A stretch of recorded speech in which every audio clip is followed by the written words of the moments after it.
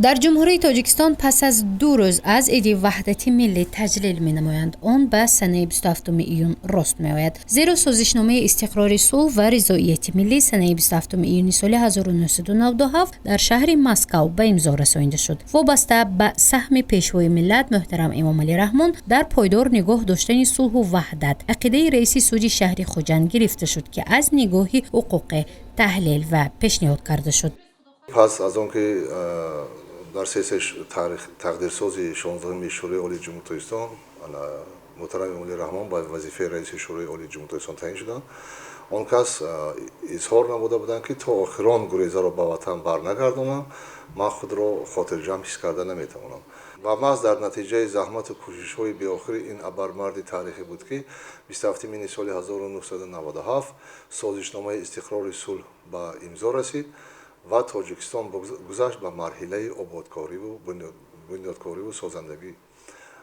باید ذکر کرد که این سازشنامه استقرار صلح محض خدمت‌های بی‌نظیر جناب عالی بود که و این تجربه در جهان کم نظیر بوده. ما همین حالت رو مشاهده نکردیم که در یک مدت کوتاه چون این جنگ شهروندی خاتمه داده شده، دولت به بنیادکاری و مردم به حیات آسایشته برگردانده شوند.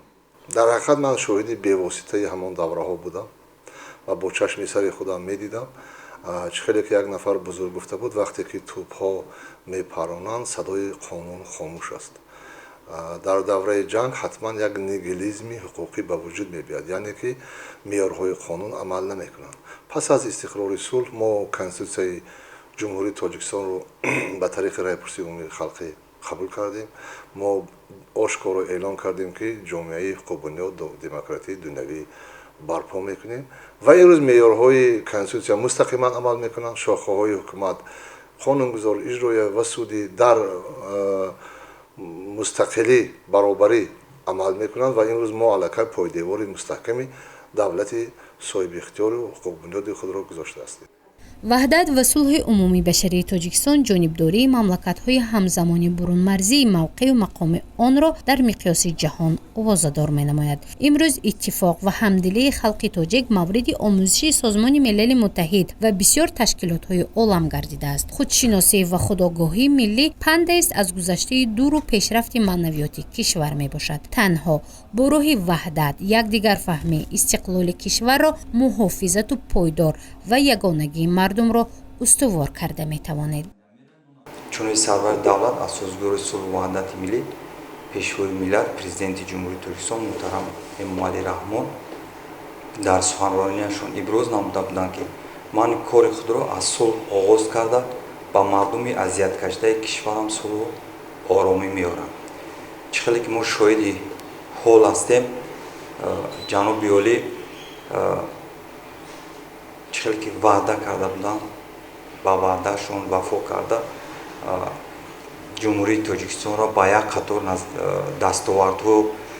دستاوردهای نظررس آورده رسانید.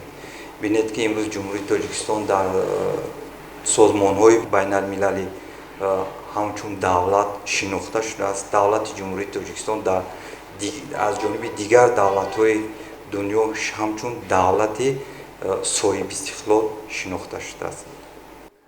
صلح و وحدت در کشور به آسانی به دست نآمده است. جنگ برادرکش که باعث پست رفتن اقتصادیات در کشور، گرسنگی و اوج گرفتن کردارهای نامطلوب و بیماری‌های سرایتی شده بود.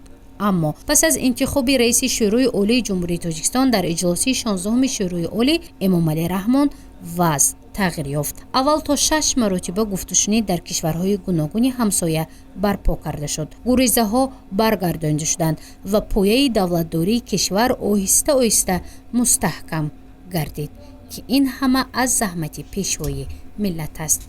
همه امی تدبیرها، همه امی پیشروی‌ها، همه امی آبادکاری‌ها مست زحمت سرور دولت ما محترم امام علی رحمان میباشد که در همون دوره بعدی که جنگ‌های شهروندی بود، در منطقه جنوب کشور جنگ‌ها بود، در دیگر منطقه‌های جمهوری تاجیکستان ناآرامی‌ها بودند، مقامات‌های دولتی درست فعالیت نمی‌کردند، هر گونه بیماری‌های سرایتی اوج گرفته بودند ҳуқуқи озодиҳои инсон ва шаҳрвандро касе кафолат намедорад дар ҳудуди ҷумҳурии Тоҷикистон. аммо имрӯз бинед ки маҳз бо меҳнату заҳматҳои сарвари давлат ҳуқуқи озодиҳои инсон ва шаҳрванд пурра ҳимоя карда мешавад.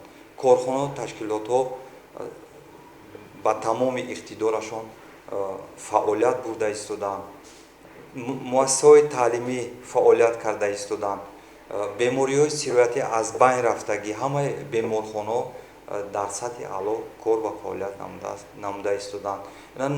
нахбо кушода шуданд. мисол мегирем ба тарафи шимоли кишвар ва дигар роҳҳо ҷумҳурии Тоҷикистон умуман маҳз бо дастгириҳои роҳбари давлат аз бумбасти коммуникатсионӣ роҳҳо баромад ки мисол мегирем тамоми минтақаҳои ҷумҳурии Тоҷикистон ба якдигар пайваст шуданд. дар тамоми фаслҳои сол имконият ҳаст ки ба тамоми минтақаи ҷумҳурии Тоҷикистон сафар карда мумкин мебошад. баъде ки мисол мегирем баъди чандин даво баъди чандин музокиротҳое ки шуд, ахиран 27 июни соли 1997 дар шаҳри Москва имзои истиқроли сулҳ ба имзо расид. пас аз ба даст омадани ваҳдати миллӣ, ҳоло Тоҷикистонро дар ҷомеаи ҷаҳонӣ чун кишвари озод, соҳиб истиқлол, демокративу ҳуқуқбунёд эътироф карданд. мардум дар фазои озод, дар шароити муосир таълим, тарбия ва таҳсил мекунанд ки ин ҳама самараи ваҳдати миллӣ аст. гузориши Мафнушкурова, Наимҷон Аюбов барои барномаи иттилоъоти Хабар.